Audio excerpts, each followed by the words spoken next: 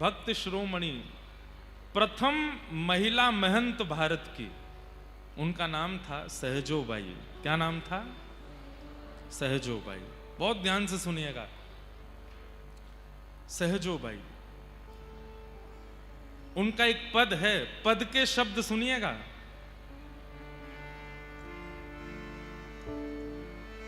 गुरु ना बिसारूं,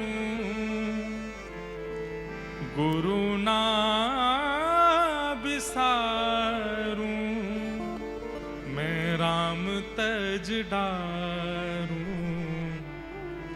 गुरु ना बिसारूं, मैं राम तज डारूं। ये बोलने की सामर्थ्य किसी में नहीं है इस समय संसार में। क्या कह रही है सहजोबाई? मैं परमात्मा को छोड़ सकती हूं लेकिन अपने गुरु को नहीं छोड़ सकती। उनके गुरु जी उनके खुद के ही परिवार के बड़े भैया थे, उनका नाम था श्री श्यामचरण दास जी महाराज। ध्यान से सुनिएगा, गुरु निष्ठा कैसी होती है और गुरु कृपा कैसी होती है। सहजोबाई अपने विवाह के मंडप में बैठी थी। अपने पारिवारिक एक बड़े भैया थे, उनको उनकी रहनी से उन्होंने उनको अपना गुरु मान लिया। उनके विचार, उनकी रहनी, उनकी बातों से उनको अपना गुरु मान लिया। जब वो विवाह मंडप में बैठी तो सारा परिवार इकट्ठा हो गया। फेरे का समय आया तो उठी नहीं।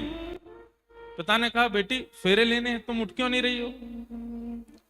तो सहजोबाई कहती हैं, हमारी गुरुदेव नहीं आए, श्यामचरण दास जी नहीं आए। परिवार के लोग बोले, वो तो घर परिवार छोड़ चुके हैं, विरक्त हो चुके हैं, महात्मा हो चुके हैं, वो विवाह में कैसे आएंगे? सहजोबाई बोली, मैं विवाह तभी करूंगी जब मेरे गुरुदेव आके आशीर्वाद देंगे। पूरा परिवार दौड़ा दौड़ा गया, बीच में ब्याह रुका है। सबने जाके प्रार्थना की कि सहजो फेरे नहीं ले रही है, वो कह रही है आप जब आओगे आपको देख करके विवाह करेंगी।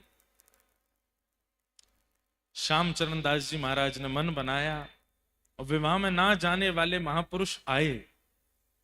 जैसे सहजोबाई को देखा, पता नहीं उनके चित्त में क्या भावना आई और सिर पर हाथ रख के तुरंत आज्ञा कर दी, सहजो गुरुदेव आपकी आज्ञा हो तो मैं फेरे ले लूं, मैं विवाह कर लूं। तो गुरुदेव ने आज्ञा कर दी कि मत करो, ये विवाह तुम्हारे लिए उचित नहीं है। तुम्हारे अंदर जो निष्ठा है, जो भावना है, जो प्रेम है संतों के प्रति, भगवत प्रति, गुरु के प्रति, उससे तुम्हारा गृहस्थ में प्रवेश करना उचित नहीं होगा, अन्याय होगा, मत करो। परिवार के लोग चकित रह गए, ये कैसे हमारे गुरुदेव ब्याह में आके ब्याह रुकवा दिया, उसके मुंह पे बोल रहे हैं कि तुम ब्याह मत करो। सहजोबाई ने तुरंत अपना सब ब्याह का वस्त्र सब उतार दिए और सामान्य वेश धारण कर लिया। बोले गुरु आज्ञा हो गई, अब ब्याह नहीं करूंगी। चली गई सब छोड़ करके। दिल्ली में स्थान है सहजोबाई का, और वहीं रह करके बस अपने गुरु का स्मरण करती। एक दिन उनकी गुरु निष्ठा पर ठाकुर जी रीझ गए। इतना प्रेम, इतनी निष्ठा गुरु के प्रति रखती हैं। गुरुदेव को प्रार्थना करके आई हैं कि हे गुरुदेव आप मेरी कुटिया पर प्रसाद पाने आओ। तो श्री श्यामचरण दास जी ने एक समय दे दिया कि हम इतने प्रहर पे तुम्हारे यहां आएंगे। उसी दिन ठाकुर जी भी रीझ गए उनकी भक्ति से। सब लोग इधर देखो, ध्यान से सुनना। गुरु जी ने कहा कल हम इतने प्रहर पे तुम्हारी कुटिया आएंगे प्रसाद पाने के लिए। ठाकुर जी भी उसी प्रहर का प्रतीक्षा कर रहे हैं। बोले मैं भी उसी समय जाऊंगा और देखता हूं सहजो मुझे पहले प्रणाम करेगी कि अपने गुरुदेव को करेगी। देखता हूं कैसी भक्ति, कैसी निष्ठा।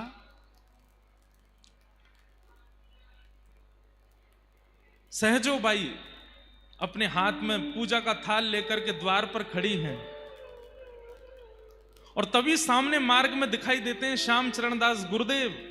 गुरुदेव को देखते ही नेत्रों से अश्रुपात होने लगे, रोम रोम कंपित होने लगा, मेरे सदगुरुदेव भगवान पधार रहे हैं।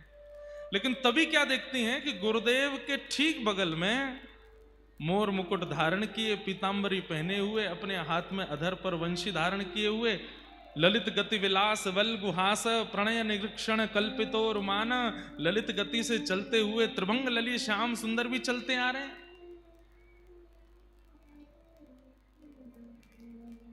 बहुत प्रसिद्ध दोहा है, सब बोलते हैं, गुरु गोविंद दोनों खड़े काके लागू पाए, बलिहारी गुरुदेव की मोहि गोविंद दियो बताए। पर सहजो बाई की लीला में जो हुआ वो आप सोच भी नहीं सकते। गुरु भी आ रहे हैं, गोविंद भी आ रहे हैं, और सहजो बाई के हाथ में एक थाली लगी है।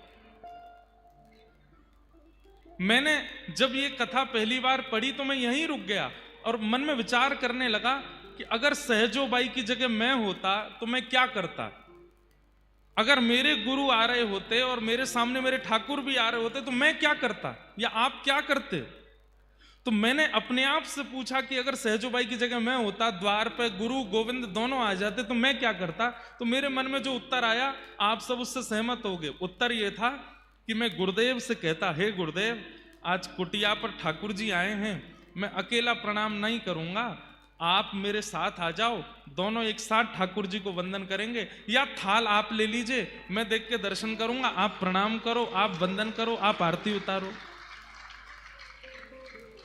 हमारी बात पे तो आपने ताली बजा दी, लेकिन सहजो बाई की सुनो। सहजो बाई ने क्या किया।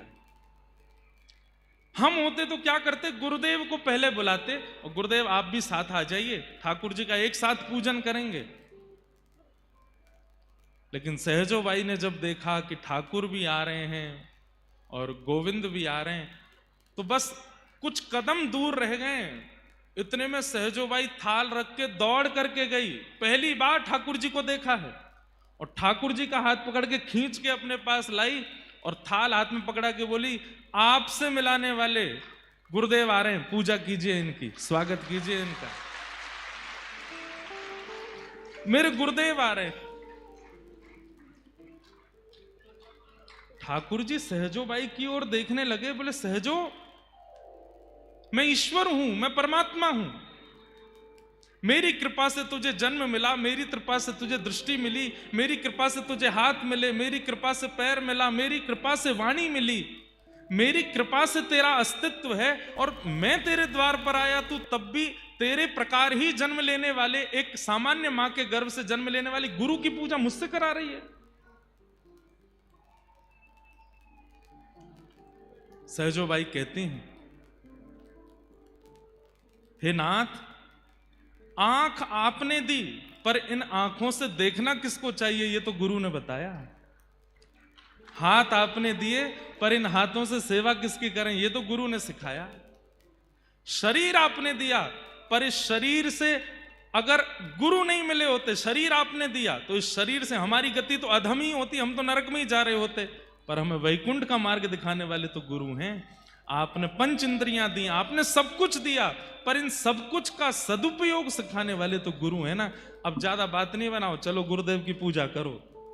ठाकुर जी के नेत्र सजल हो गए, और पहली बार इतिहास में ऐसा हुआ, शिष्य बगल में खड़ा है, गुरुदेव सामने खड़े और ठाकुर जी दोनों की आरती उतार रहे हैं, सहजो बाई।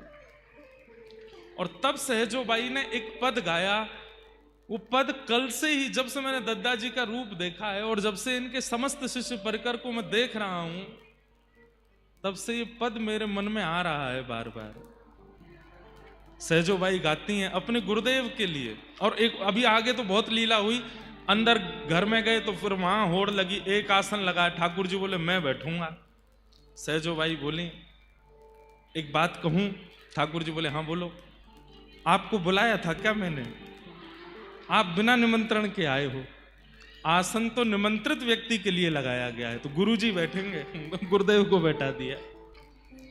और तब सहज